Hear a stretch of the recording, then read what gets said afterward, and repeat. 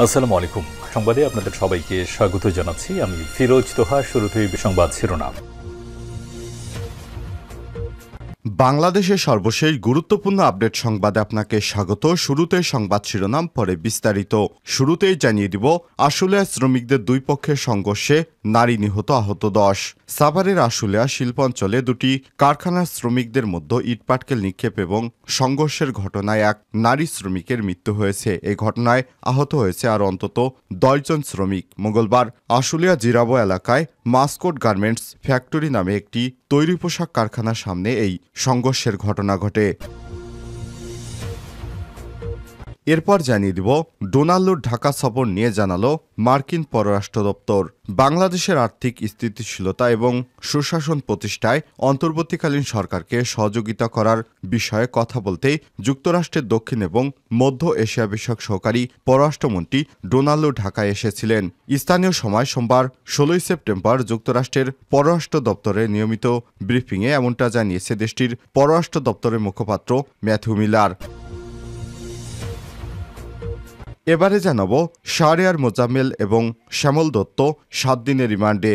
রাজধানীর রমনা থানায় হত্যা মামলায় সাংবাদিক মোজাম্মেল হক বাবু 71-এর ঘাতক দালাল নির্মূল কমিটির সভাপতি শাহরিয়ার কবিরকে 7 দিনের রিমান্ড মঞ্জুর করেছে আদালত। এছাড়াও ভাসানটেকে হত্যা মামলার ঘটনায় আসামি বোর্ডের কাগজের সম্পাদক শ্যামল দত্তেরও 7 দিনের রিমান্ড মঞ্জুর করা হয়েছে। এদিকে বাংলাদেশের সঙ্গে কেমন সম্পর্ক চায় ভারত জানালেন এস জয়শঙ্কর। শেখ হাসিনা সরকারের পতনের পর দেশে টানাপোড়েন শুরু হয়েছে। ভারতের দুই দেশের সম্পর্ক স্থায়ী গণমাধ্যমের পাশাপাশি বিভিন্ন আন্তর্জাতিক গণমাধ্যমের চুলচেরা বিশ্লেষণ চলছে। এমন পরিস্থিতিতে ভারতীয় পররাষ্ট্রমন্ত্রী এস জয়শঙ্কর বলেছেন, তারা বাংলাদেশের সঙ্গে সম্পর্ক স্থিতিশীল রাখতে চায়। এবারে জানাবো, মাদকের গডফাদারদের আইনের আওতায় আনতে কঠোর নির্দেশ দিলেন স্বরাষ্ট্র উপদেষ্টা। মাদক কারবারিদের ধরতে পুলিশকে কঠোর হওয়ার নির্দেশ দিয়েছেন অন্তর্বর্তীকালীন সরকারের স্বরাষ্ট্র উপদেষ্টা লেফটেন্যান্ট জেনারেল মোহাম্মদ জাহাঙ্গীর আলম চৌধুরী। এবং সর্বশেষ জানিয়ে দিব, নয়াপল্টনে জড়ো হচ্ছেন বিএনপির নেতাকর্মীরা। আন্তর্জাতিক গণতন্ত্র দিবস উপলক্ষে গণসমাবেশ করবে বিএনপি। সমাবেশে যোগ দিতে নয়াপল্টনে জড়ো হচ্ছেন দলটির নেতাকর্মীরা। মঙ্গলবার বেলা 2:30টায় নয়াপল্টনস্থ বিএনপির কেন্দ্রীয় কার্যালয়ের সামনে এই সমাবেশ অনুষ্ঠিত হবে। প্রধান অতিথি হিসেবে উপস্থিত থাকবেন বিএনপির ভারপ্রাপ্ত চেয়ারম্যান তারেক রহমান। লন্ডন থেকে ভার্চুয়ালি যুক্ত থাকবেন তিনি। বেলা 2:30টায় কর্মসূচি শুরুর কথা থাকলেও বেলা 12টার আগে থেকেই ছোট ছোট মিছিল নিয়ে নয়াপল্টনে আসছেন বিএনপির নেতাকর্মীরা। তাদের হাতে দলীয় এবং জাতীয় পতাকা, ব্যানার, ফেস্টুন। বেলা বাড়ার সঙ্গে সঙ্গে নয়াপল্টন এবং এর আশপাশের এলাকায় বিএনপির নেতাকর্মীদের উপস্থিতিতে সরেগরম হয়ে ওঠে এলাকা। প্রিয় দর্শক, এতক্ষণ শুনছিলেন সংবাদ শিরোনাম, এবারে বিস্তারিত। তবে তার আগে বন্ধুরা, অনুরোধ থাকবে এই সংবাদটিতে একটি লাইক দিন। এই চ্যানেলে আপনি নতুন হয়ে থাকলে আমাদের সংবাদটি দেখতে দেখতে চ্যানেলটি সাবস্ক্রাইব করে রাখুন। কমেন্ট করে আপনার মূল্যবান মতামত জানিয়ে দিন বন্ধুরা, আপনি বিশ্বের কোন দেশ থেকে বা বাংলাদেশের কোন স্থান থেকে আমাদের সংবাদটি দেখছেন এবং শুনছেন। এবারে বিস্তারিত। আশুলিয়ায় শ্রমিকদের দুই পক্ষের মধ্যে সংঘর্ষে একজন নারী নিহত, আহত 10।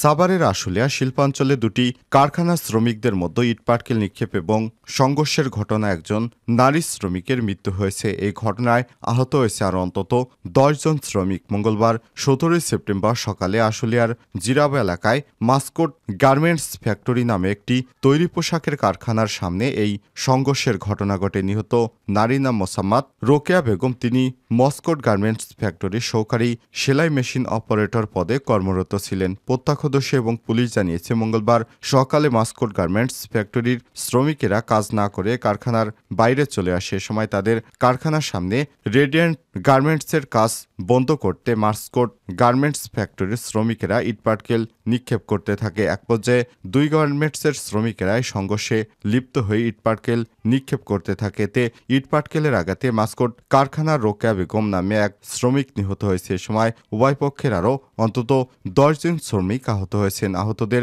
নিকটস্থ হাসপাতালে ভর্তি করা হয়েছে। আশুলিয়া থানার ভারপ্রাপ্ত কর্মকর্তা ওসি আবু বকর সিদ্দিক বলেছেন, সকালে মাসকোট গার্মেন্টস ফ্যাক্টরির শ্রমিকেরা তাদের সামনে সম্ভবত সম্ভবত রেডিয়েন্ট নামের একটি কারখানায় ইট পাটকেল নিক্ষেপ করে। এ সময় উভয় পক্ষের ইট পাটকেলের আঘাতে একজন নারী শ্রমিকের মৃত্যু হয়েছে। ঘটনাস্থলে শিল্প পুলিশ ও জেলা পুলিশের ঊর্ধ্বতন কর্মকর্তারা উপস্থিত আছেন। শিল্প পুলিশ একের পুলিশ সুপার সারোয়ার আলম বলেছেন, আশুলিয়া জিরাব এলাকায় বন্ধ মাস্কট গার্মেন্টস ফ্যাক্টরির সামনে অবস্থান নেন ওই কারখানার শ্রমিকরা। এ সময় সেনাবাহিনী ও পুলিশ তাদের সরিয়ে দিতে গেলে বিক্ষুব্ধ শ্রমিকেরা পাশে থাকা রেডিয়েন্টস গার্মেন্টস লি এর কারখানায় ইটপাটকেল নিক্ষেপ করতে থাকে। এক পর্যায়ে রেডিয়েন্টসের শ্রমিকেরা তাদের বাধা দিতে শুরু হলে ধা পাল্টা ধা শুরু হয়। ডোনাল্ড ঢাকা সফর নিয়ে যা জানালো মার্কিন পররাষ্ট্র দপ্তর।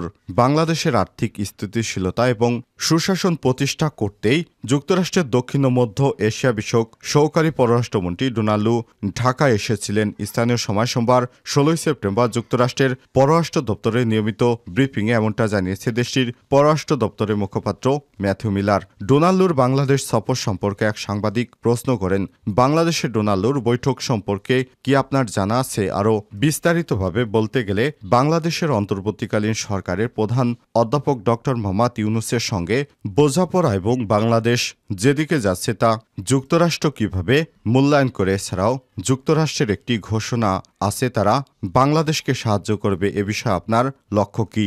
জবাবে ম্যাথিউ মিলার বলেন, বাংলাদেশের অর্থনৈতিক সমৃদ্ধি, আর্থিক স্থিতিশীলতা, সুশাসন এবং উন্নয়নের প্রয়োজনে যুক্তরাষ্ট্র কিভাবে তাদের সহযোগিতা করতে পারে এ বিষয়ে ডোনাল্ড অন্তর্বর্তীকালীন সরকারের গুরুত্বপূর্ণ উপদেষ্টাদের সঙ্গে বৈঠক করেছেন। তিনি সেখানে একজন মার্কিন সহায়তাকারী প্রতিনিধি হিসেবে উপস্থিত আছেন। বাংলাদেশের জনগণের জন্য উজ্জ্বল এবং সমৃদ্ধশালী ভবিষ্যৎ গড়তে এবং সেখানে সুশাসন এবং বাণিজ্য প্রসারিত করতে $200 মিলিয়ন বেশি মূল্যের একটি চুক্তিতে যুক্তরাষ্ট্র আছে বলে জানিয়েছেন তিনি। প্রসঙ্গত, যুক্তরাষ্ট্রের অর্থ বিষয়ক সহকারী আন্ডার সেক্রেটারি ব্রেন্ট নেইমারের নেতৃত্বে উচ্চ পর্যায়ের 5 সদস্যের একটি প্রতিনিধি দল গতকাল শনিবার ঢাকায় আসেন। শাহরিয়ার মোজাম্মেল এবং সমল দত্ত 7 দিনের রিমান্ডে।